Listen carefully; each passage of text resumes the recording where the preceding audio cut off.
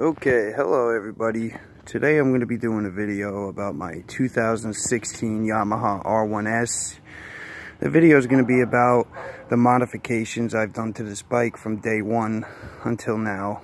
I just want to run through all the mods I've done from the day it left the dealer to where it's at now. Get it up on my YouTube channel. I want to start getting more involved on the channel and start showing you people what I've done to this bike, because I know a lot of you guys out there keep asking me how I got it to the horsepower it's at and how I did it and what you guys need to do to get the same results. So basically I bought the bike brand new in 2017 September, put the first mile on it. I started with the basic modifications. First things first, I put frame sliders on it. Not too sure on the brand of this frame slider, but it came out of Maximum Motorsports. It's supposedly a carbon frame slider. The next modification was the Yoshimura Fender Eliminator Kit. Got that for around $100 again out of Maximum Motorsports Riverhead. Then the next modification I did to the bike, because I noticed it was taking some shots to the radiator, was the Cox Racing Radiator Grill. It's got a nice look to it. It's kept the radiator nice and protected. The next modification, which is starting to get into the performance end of the bike, was the Cat Eliminator Two Brothers S1R series exhaust. That's a 3/4 exhaust. It eliminates the cat, and it just has a great sound to it. And it definitely added a lot of power to the bike, but I'll tell you why in a minute. So after we installed this pipe, we also installed block-off plates on the bike, getting it ready to go get tuned at Boss Racing, which is in New Jersey.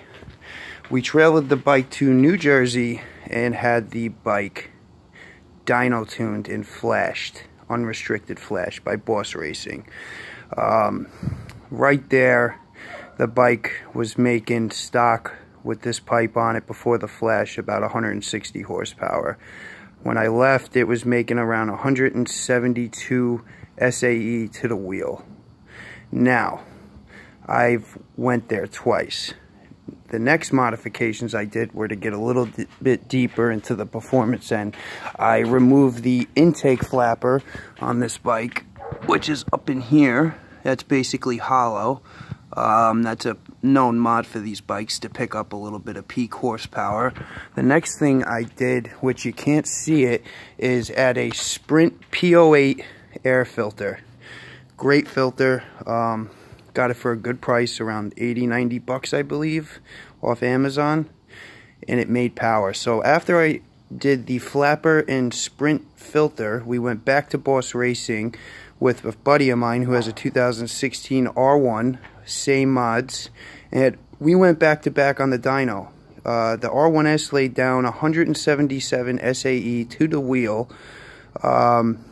That was with an added redline of 500, so the bike redline's at 12.7 now. My buddy's 2016 R1 put down 181. 80 foot-pounds of torque on both bikes. This R1S keeps up with all the R1s, no problem. Don't let anybody tell you different. The R1S is just as good of a bike, if not better in my opinion, because of the steel connecting rods and the lower redline. It will last longer, it makes the same power, and it's cheaper. The next modification I did was the GTYR quick shifter. That helped a lot on highway pulls. That's clutchless upshift. It's built into the bike. All you have to do is install it and plug it in, and because I'm flashed, I didn't have to do anything. It just worked. Now, the next modification I did, which was done yesterday, is the best one in my opinion. It has a 520 conversion. I went with Vortex sprocket, aluminum rear, and Vortex steel front sprocket. You can't see it, but it's back there. And we went with the Vortex chain, I believe, the SM3. Correct me if I'm wrong. It just hauls ass now. one tooth down in the rear. I think this bike's restricted at 171 stock, with the raised red line and the one down on the rear. This bike's capable of doing 186 all day long. I haven't even taken it there yet. We're going to be testing that later. But I do believe the bike will top out at around 187, 188, 186 all day. Accurate. I do not believe I'm forgetting anything. Actually, no, we are. We also added the Hot Bodies double bubble windscreen. Gives it a nice look. Got that at Maximum for around 80 bucks. I do not believe I'm forgetting anything here. The bike is just insane. I love it. It keeps up with any leader bike, if not destroy any bike that's built before 2016.